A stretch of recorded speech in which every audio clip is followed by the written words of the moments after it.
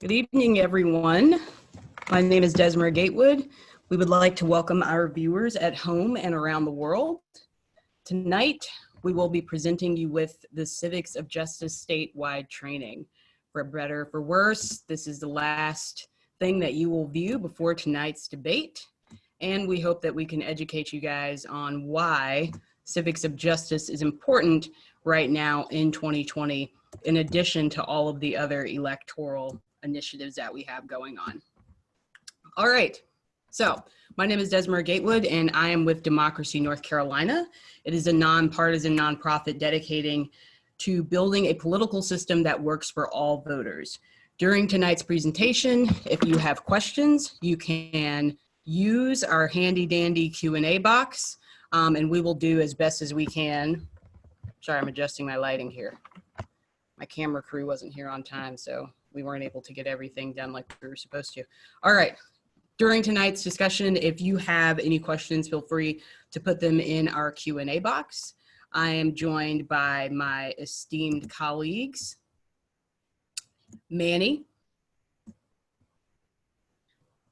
Okay, sorry, I was joined by another esteemed colleague, my mom over here.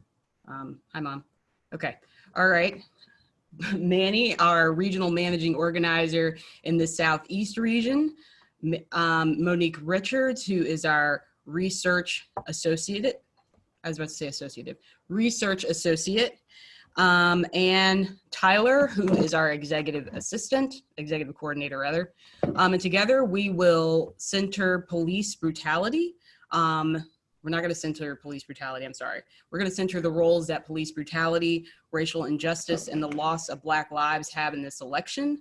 We're also going to understand how voters can take our power back. Oh, cool. I've got slides. And drive civic participation.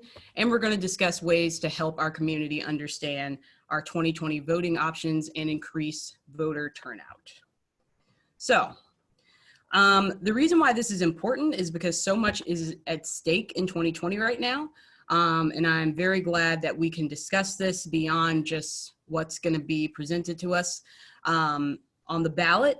Ironically, I was actually speaking with someone in tonight's debate. They will not actually specifically be taking up the subject of criminal justice and policing.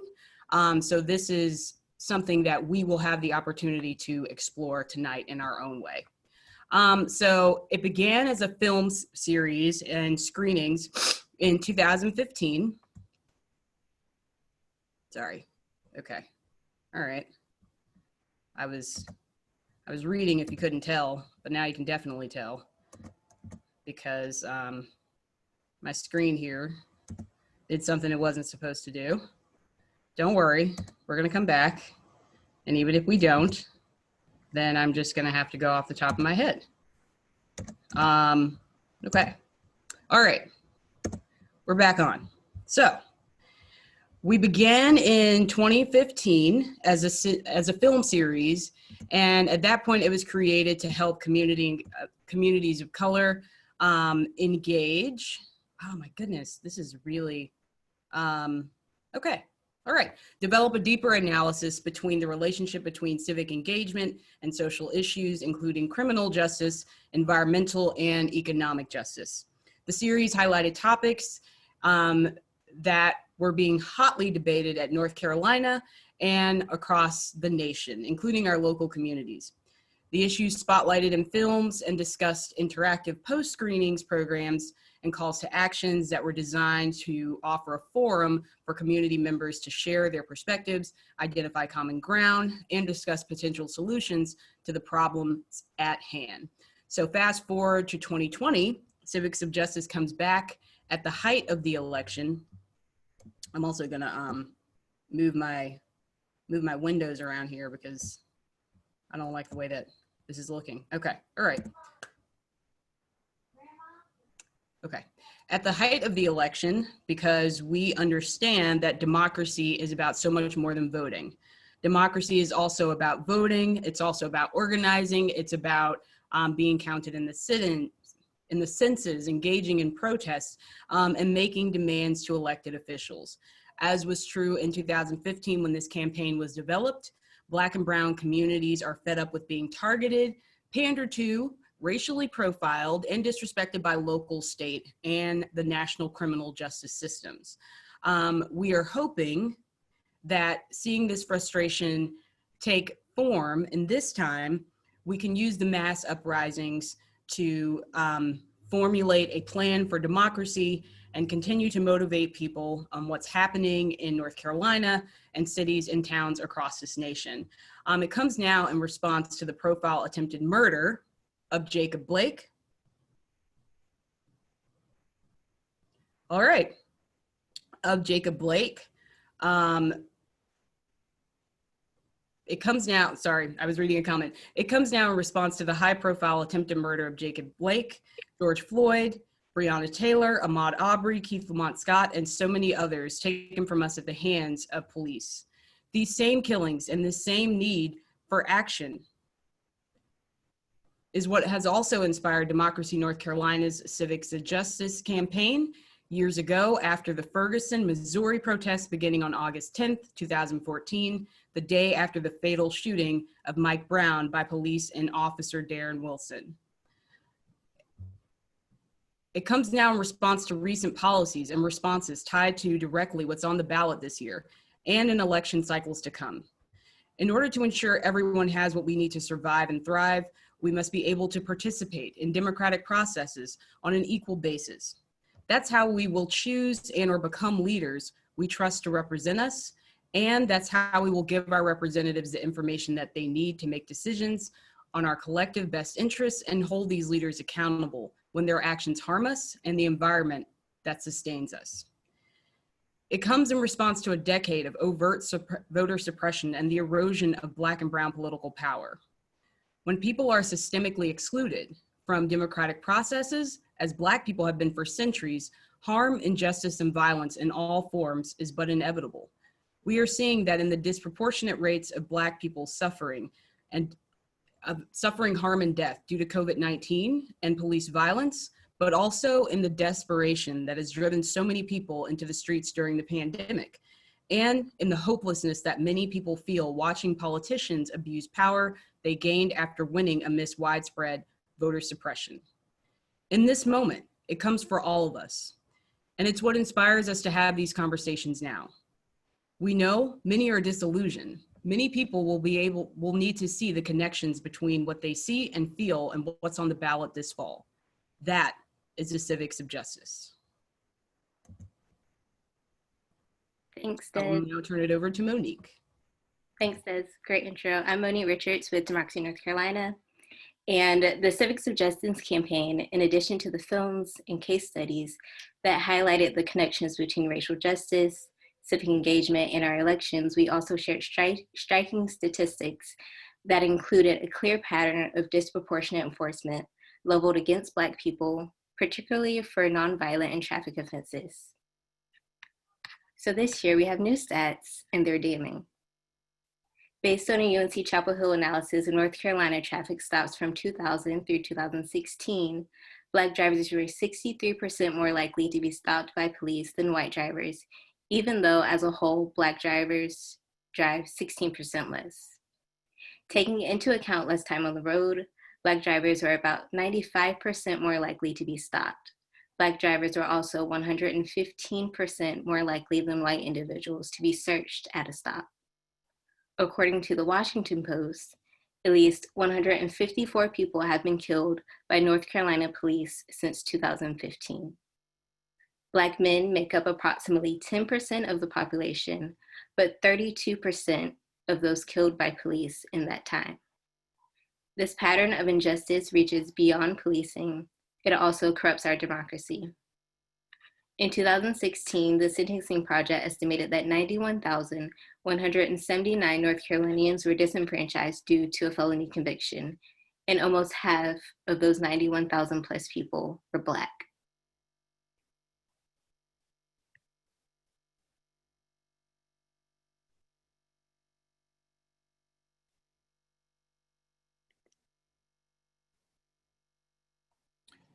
Hello, everyone. Good evening. My name is Manny Diaz. In the work for Civics of Justice in 2015, organizers relied heavily on local case studies that showed how organizing, consistently showing up in community or public meetings, and constantly calling in public officials generated real power and therefore created real change in communities across our state. In the work for Civics of Justice in 2020, organizers must once again rely on local case studies that show just that. For example, in Fayetteville, after the murder of George Floyd, organizers from different organizations came together in coalition to march across the city and across Cumberland County, demanding police accountability and police transparency. Organizations like the Ville's Voice and Fayetteville Pact were so successful that they were able to present their arguments and demands to the city council. Fayetteville Pact was even more successful that they were able to convince the city council to discuss their main demand of creating an independent police oversight board in committee for possible future implementation.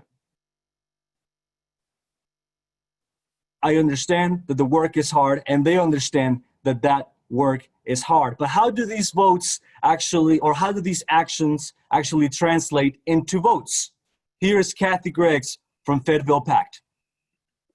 The reason why we're engaging is because right now the nation is going through a transformation. The transformation consists of police accountability everywhere. We must continue to advocate for people no matter who, what, when, and how. This is why we need to make sure the power of the vote for the people that are coming up in elections know that who will be for them and who is against them. Whenever we don't stand up, what we're doing is allowing the system to become a part of the injustice of the families. We must not ever step down. We must continue to push forward. We must not ever sit down. We must continue to stand up.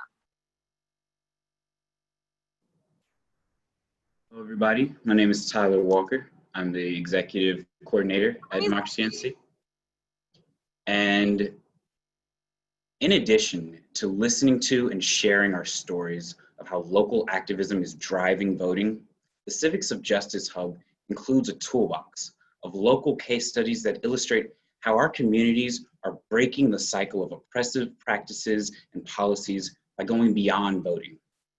This online kit is available at demnc.co/justice. It illustrates how working with on the local level especially becomes powerful when impacting representation and realities. These tools hammer home the key lessons of the Civics of Justice.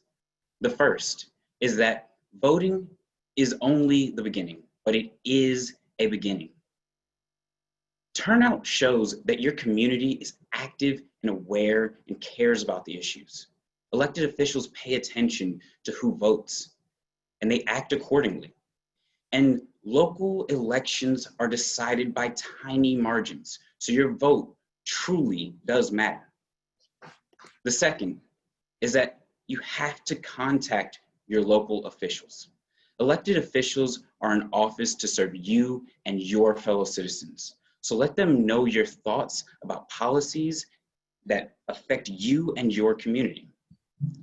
And make sure that you keep the pressure on them, especially after the election. Showing up in public meetings is the third thing, and it is very important. These meetings are public so that you and your community can monitor the policies and laws that are being passed. So show up and keep your eye on your government. And this fourth thing is to center speaking up, or as John Lewis would say, acting up in good trouble. Let your elected officials know where you stand on issues and make sure that you can organize your community to do the same. By talking to your friends, neighbors, and community members about important issues, help them get their voices heard too. And ask yourself, if the people in power don't hear your voice, whose voice will they hear? Now, you can start sharing these opportunities and resources with your network as soon as tonight at demnc.co/justice.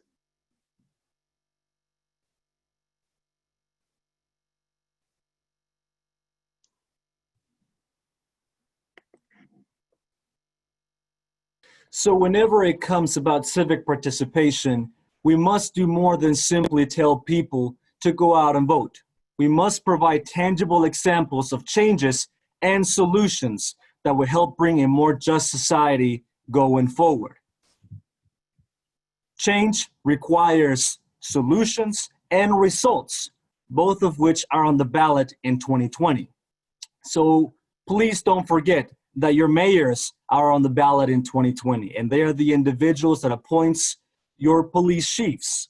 City, town councils, and county commissioners are on the ballot in 2020, and they provide the funding to your police departments and sheriff's offices. Judges are on the ballot in 2020, and they are extremely powerful. They have the power to overrule or uphold laws. They can make decisions on anything from parking tickets to who gets the death penalty.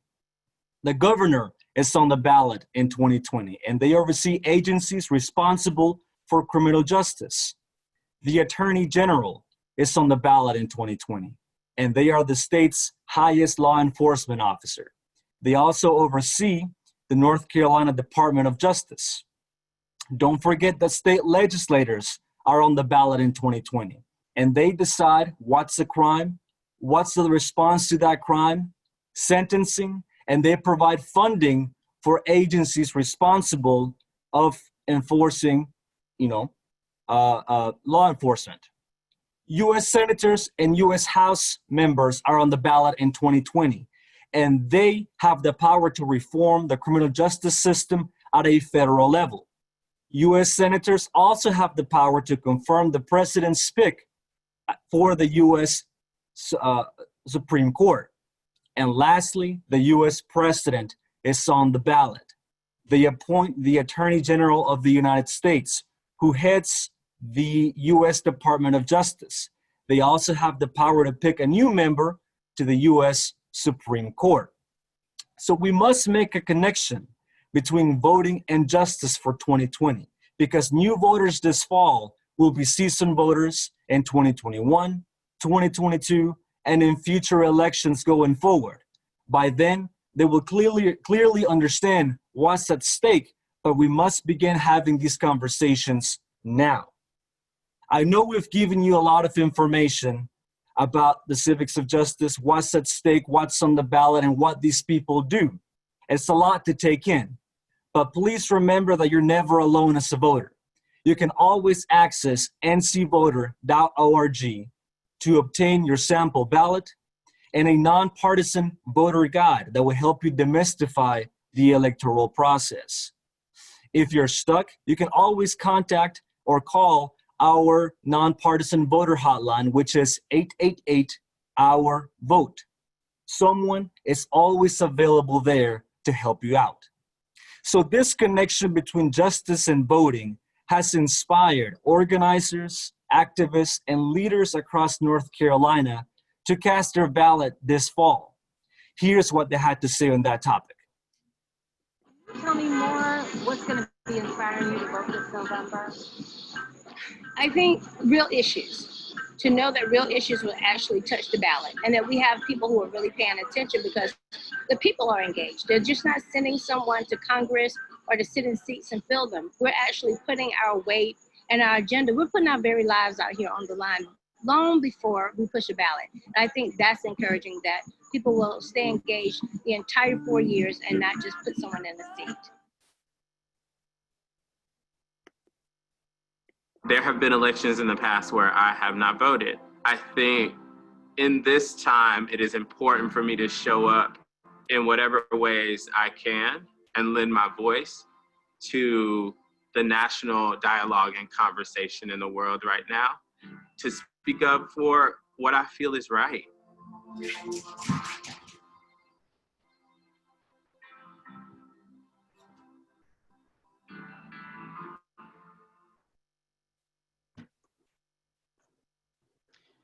In addition to voting up and down the ballot, change requires more. Change requires voter justice.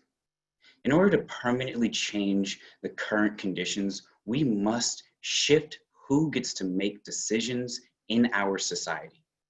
That means we must reclaim our power as voters and as candidates for office.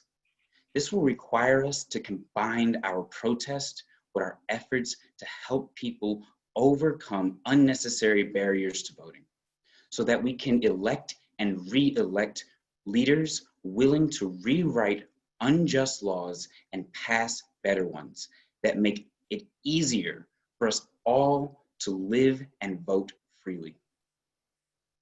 This year, it is urgent that we lobby our communities about safe voting options to protect Black voters from COVID-19 and racist intimidation. Our state must ensure that they offer the following accommodations in order to ensure fair and free and safe voting conditions for Black voters and everyone else. Strong public health protocols have to be put in place. This is simply wearing a mask, social distancing, and cleaning surfaces to make sure that everyone's safe. And this must be thoroughly and fairly enforced in all communities, not just those hosting white voters. For some voters, voting in person is the only way to ensure that they have proper access to the ballot. So we must make every step to ensure that they can do so as safely as possible. Localities, advocates, and community leaders must promote in-person early voting locations and include expanding weekend voting options. This will reduce crowds and individual polling places. It will shorten the lines on election day, which will reduce the risk of COVID-19 spreading while increasing the access to the ballot. Ask for more and better poll workers to keep these options available at demnc.co/workersrisk. Change requires voter participation and freedom from intimidation. Voter intimidation is a well-documented reality in North Carolina. In voting, now in 2020, voter safety must go beyond simply protecting North Carolinians from COVID-19. All polling places and their immediate surroundings must be gun-free zones. And to completely avoid intimidation, police-free zones. Where possible, law enforcement presence should be replaced with monitors from the NCDOJ or vote protector volunteers. Officials must work to prevent political operatives and extremist groups from misleading Black voters and suppressing Black turnout, and prosecute people and organizations who engage in threatening election-related behavior. To prevent the actions of emboldened white supremacists, local officials, regardless of political affiliation, must clearly declare their commitment to vigorously defend civil rights of Black voters and anyone else targeted by hate groups in their jurisdictions.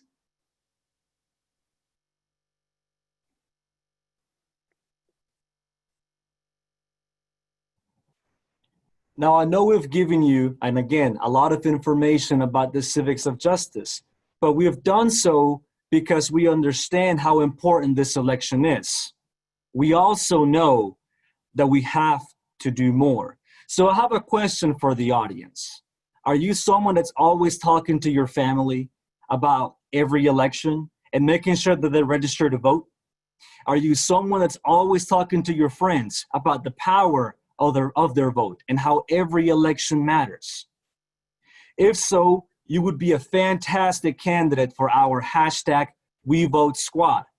Join today and pick your top 5 or top 10 individuals you are willing to assist throughout the entire process, from registering to vote to them casting their ballot. Become a vote champion today at demnc.co/ squad. Once you've made sure that everyone within your own personal circles has the assistance that they need, please consider helping people within your community at large. First, consider being a BOE monitor, Board of Elections monitor, or Canvas monitor. Your leadership is needed now more than ever to monitor your county's Board of Election. This fall, Democracy NC plans to monitor the majority of counties across our state.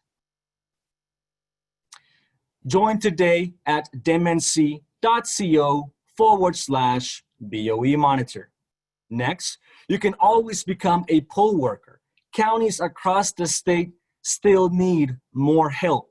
A decrease of poll workers because of COVID-19 means longer lines, longer waits, and polling site closures, especially within communities historically affected by voter suppression initiatives. Be a democracy hero today at demnc.co/democracy hero. And lastly, you can be a nonpartisan vote protector.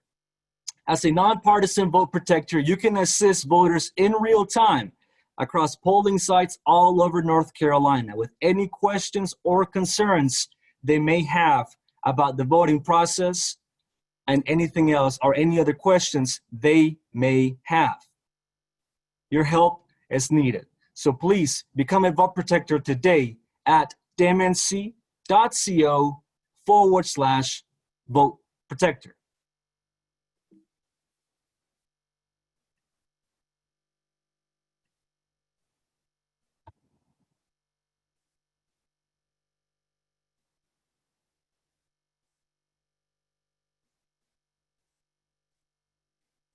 Now, as Manny said a bunch of times, we shared a lot of information with y'all, and I didn't get too many questions in the question and answer box during the time. So if y'all have any questions about anything that we covered, throw them in the Q&A box, and one of our lovely panelists today can answer questions.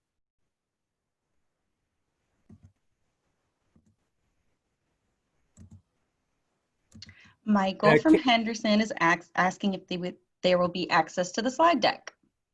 And yes, we will follow up with the recording and access to the slide deck tomorrow. Phenomenal. And while people are answering some questions, I just want to reemphasize the slide with the resources, or what I mentioned about resources for voters. ncvoter.org is always available to you if you need any assistance, as well as our voter hotline, 1-888-OUR-VOTE. Thanks, Manny. Carla asked, what is the difference between a monitor and a vote protector? Does someone else want to take that, or should I? Sure. Just a simple breakdown. A BOE monitor is someone that oversees or tries to pay attention to what the Board of Election is doing with regards to the absentee ballot process. Maybe they're thinking about moving a polling site at the last minute, and I know that may be a very extreme example, but we just want to keep an eye on what Board of Elections are doing, simply because we're living in the middle of a global pandemic and we're having an election during unique circumstances. So we just want to make sure that everything seems to be in order. And if there are any glaring issues, and again, about the absentee ballot process or anything in regards to voting, we want to know about it. We want to make sure that, maybe there's something that we can do to assist and help. A vote protector is someone who, again, is volunteering with us, and they're outside of polling places during the actual election season. So that may be during early voting or during election day. If someone goes to vote and they're told you're in the wrong precinct and they're not giving any other information, or they may be told that they're not in the system, or something comes up whenever they're trying to vote, or they have a question, a vote protector is there to assist that voter in real time. And a poll worker is someone actually hired, I believe, by the county to help administer the election. So they are the individuals you see on the inside of your polling locations. They are the ones checking you in, They are the ones that give you the ballot. They are the ones that are going to be wiping the equipment after every voter, that are going to make sure the line, that everyone inside the building and in the line is social distancing. So they are official workers. And all of these are very important because all of these are connected. We need to know what the Board of Elections is saying. We need to know what the issues are so we can step in if we can step in. Thank you so much, Manny. Someone else asked if we are concerned about the efficacy and the swiftness of the post office in this upcoming election. I will take that. If anybody else wants to join in, that's totally fine. I would say that contrary to some of the things that may be circulating, there are no documented issues with the mail-in process, with voting by mail, with doing any sort of absentee ballots. However, I personally am going to be voting in person. If you're going to do early voting or anything like that, that can help to lessen the possibility that you may come in contact with a lot of people if that's what you're trying to avoid. But I think that voting by mail as of right now is a safe process. I don't think that we have any official indication that there will be anything else.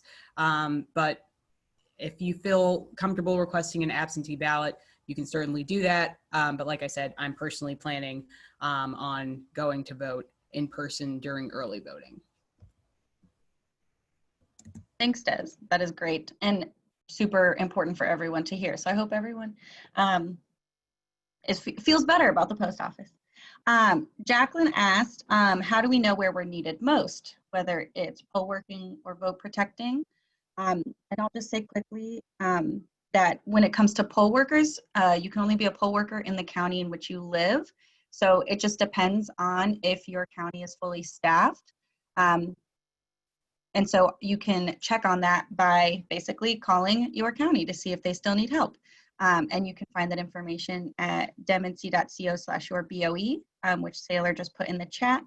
And then otherwise, we need vote protectors all across the state. And we specifically send people to the locations where they're needed most based upon past years of documentation in terms of voter suppression.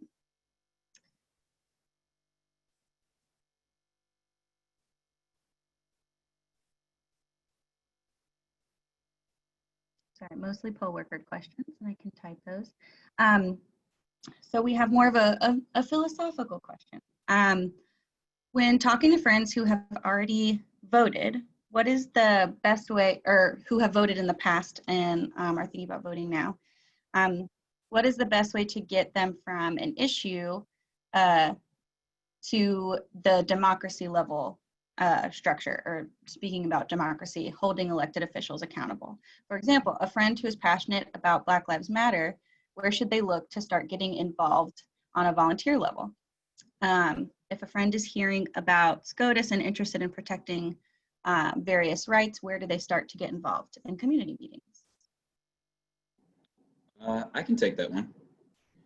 So one of the things I always do with my friends, because I have a pretty politically engaged friend group, but not always like engaged with the voting process. So one of the things I always do is I sort of let them communicate to me what their frustrations are, and then I show them how voting for people who believe in the same values that they have can help them get a problem they see solved. So to use your example about somebody who might care a lot about Black Lives Matters, you can sit down with them, talk to them as a friend would about these issues, and then explain to them that getting involved in this election, there are plenty of candidates up and down the ballot who have already made vocal opinions about where they stand and have already drafted policies that they would implement if they got involved, policies which would directly affect the core issues of the Black Lives Matters movement. And usually, in my experience, that is a really good way to get them, first, willing to vote, and then two, really excited about doing more to help with the voting process. And you can always send them our way if they care about an issue and they want to help get involved more, because the gateway issue for pretty much every issue is the access to the ballot. And as you can tell from our training tonight, all we care about is getting that access to the ballot and the ethical good it does for communities who need it the most. I hope that answered your question. Could I add something to that if I have time, Taylor? Of course.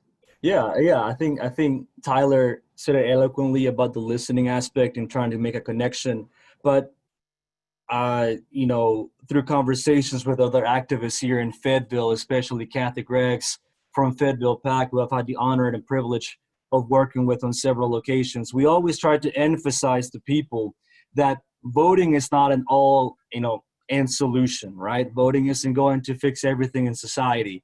Come November 3rd, the problems affecting the Latinx community, the Black community, and other marginalized communities aren't going to be fixed. Nothing is going to be fixed come November 3rd. What voting does is it gives us our power in number to hold politicians accountable and to remove them if necessary. But once we vote, if we want to see real systemic change in our communities, we have to keep pushing. We have to do what John Lewis said, get in good trouble, right? We really have to make sure that we're making noise and that we're reminding these politicians that we have a lot of power in numbers. And that only comes from showing up to these meetings, to volunteering with different organizations, right? Voting is not the end. I think it's the beginning of a process. You really have to keep it going. It's hard work, but if we really want to see change, we have to do it. Thank you, Manny and Tyler. Another question comes from someone who is wondering, what if I don't feel prepared enough to vote? How do I learn more about the candidates that are on the ballot right now? How can I make my choice?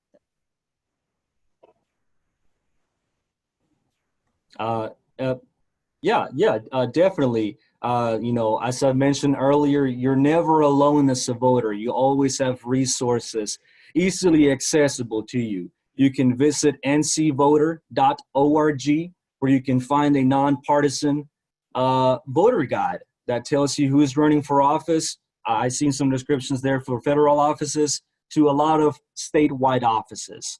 I wish we could do it for every county, but if you are in one of the specific counties, one of the big counties in North Carolina, you actually have access to information at the county level.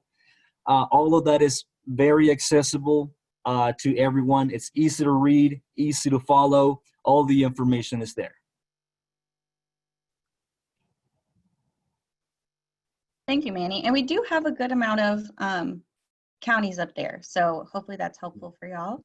And the short link is also demnc.co/voter guide. But as Manny said, you can go to ncvoter.org. Cheryl just put it in the chat for y'all. Awesome. I do not have any other questions left in the question and answer box, so I appreciate everybody's participation. Thank you to all the panelists and all the attendees. This has been wonderful. I hope that y'all go out and speak to your friends, family, or neighbors about everything that we discussed today. And have a good night. Thank you all so much. I mean, I'm showing up to vote for Black Lives. Yeah, I think that's why I'm showing up. That's why I'm showing up.